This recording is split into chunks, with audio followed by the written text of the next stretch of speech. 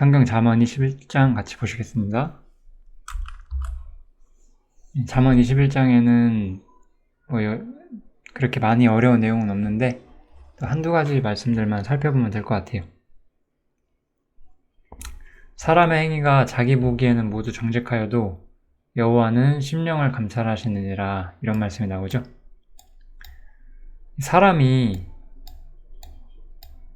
자기가 생각할 때는 옳은 일, 자기 생각에는 선한 일을 할 수가 있어요. 그래서 자기 보기에는 다 정직할 수가 있다는 거예요. 이런 말씀은 제가 하나님을 처음 배워가던 시절에 굉장히 좀 저한테는 되게 충격이 됐던 말씀이었어요. 그냥 구원을 받았을 때 구원받기 전부터 선한 게 무엇인고 악한 게 무엇인지 우리가 일반적으로 사람이 아는 부분이 있잖아요. 그런 부분을 따라서 그냥 자기 보기에 옳은 일, 그 정도가 선이라고 착각을 하게 돼요. 그런데 우리가 이 하나님께서 심령을 감찰하신다는 사실을 보게 되면서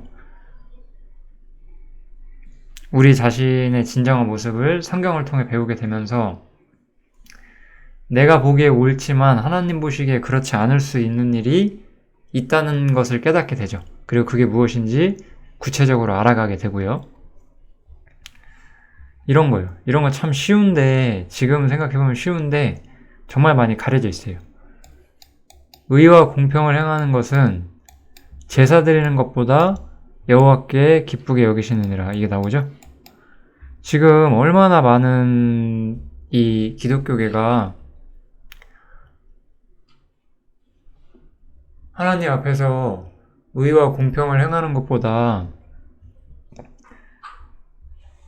그냥 교회 안에서 뭐 제사 혹은 예배, 그리고 예배 행사 이런 것들에 얼마나 집중을 해요.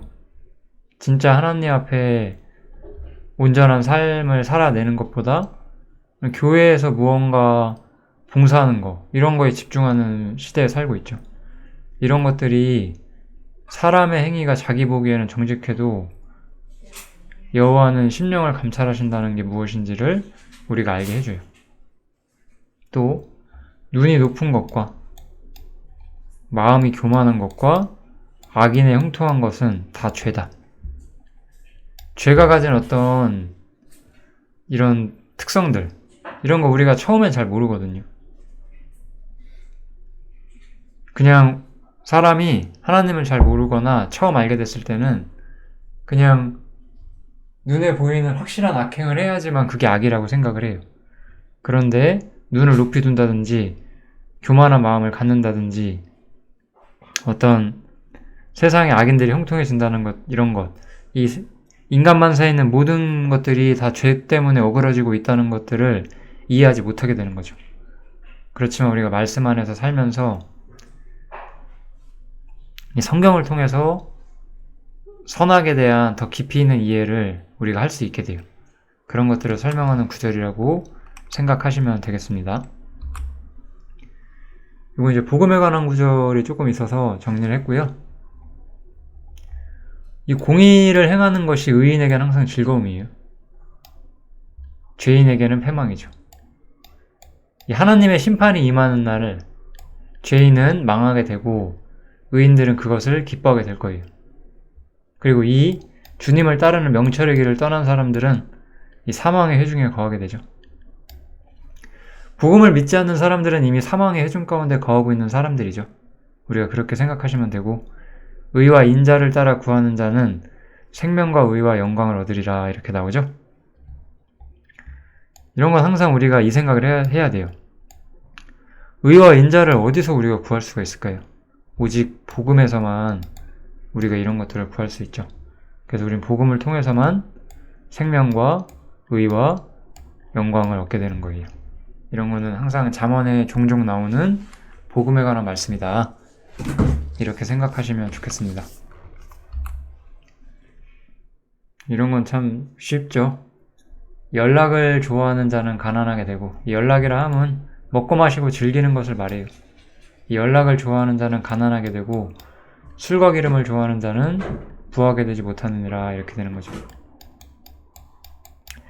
자신의 즐거움과 쾌락과 먹고 마시고 즐기는 것만을 추구하는 사람들은 필연적으로 그 삶이 온전치 못하게 되죠. 우린 이런 말씀 볼 때 항상 야, 잘 놀고 잘 먹고 돈 버는 사람도 있지 않냐, 뭐 이렇게 우리 시대에 맞게 이렇게 질문하실 수 있는데, 항상 이런 것들은 정말로 우리가 그렇게 되냐 아니냐를 보는 것보다는 이런 것들이 하나님께서 기뻐하지 않는다는 것을 기억하시는 게 좋아요. 왜냐하면 우리는 유대인이 아니기 때문에 연락을 좋아하면 반드시 가난하게 되냐, 그런 시대는 분명히 아니에요. 우리는 그런 시대는 분명히 아니고, 우리 뭐 요즘에 뭐 유튜버 이런 사람들은 뭐 그 사람들 딴에는 일일 수 있겠지만 되게 먹고 마시는 거 인터넷에 올리고 돈 벌고 그러잖아요. 그렇지만 그들의 삶이 정말 올바른 것이냐? 그건 아니죠. 우리는 이 하나님의 기준에서 규모 있는 삶, 올바른 삶을 추구해야 되고, 연락을 좋아하고 술과 기름을 좋아하는 사람들이 돼서는 안 돼요. 우리가 그것 때문에 육신적으로 가난해지지 않을지라도 우리 영적으로는 가난해질 수 있어요. 우리는 그런 부분까지 생각을 꼭 해야 됩니다. 예. 말에 대한 이야기는 항상 나오죠. 잠언에서. 정말 한 장도 빠짐없이 나오는 것 같죠. 입과 혀를 지키는 자는 그 영혼을 환난에서 보존하느니라. 예.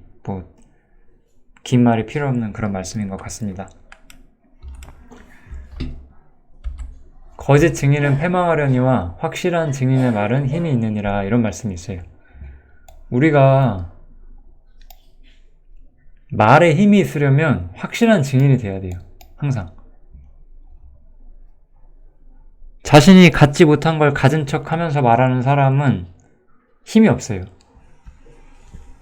우리는 이거는 참 복음을 전한다는 입장에서도 저는 중요하다고 생각하는데, 우리는 이 세상 정치가처럼 이 새치 혓바닥 가지고 사람 설득하고 이러는 사람들 아니거든요. 우리는 내가 만난 하나님, 내가 만난 예수님을 전하는 거예요. 그게 다예요. 내가 말을 잘하고 못하고는 중요한 것이 아니에요. 내가 하나님을 만나서 어떠한 것을 얻게 되었는지 그것을 전하면 되는 거거든요. 확실한 증인의 말이 가장 힘이 있어요. 말씀을 전하는 우리들은 전부 이 말씀을 믿어야 돼요. 내가 말재주가 없어서 복음을 못 전하는 것이 아니다. 우리는 오히려 확실한 증인으로서 매일을 살아가는 것이 중요하다. 이런 거 꼭 생각하시면 굉장히 유익할 것 같습니다. 이 말씀도 되게 좀 생각을 해보면 좋을 것 같아요.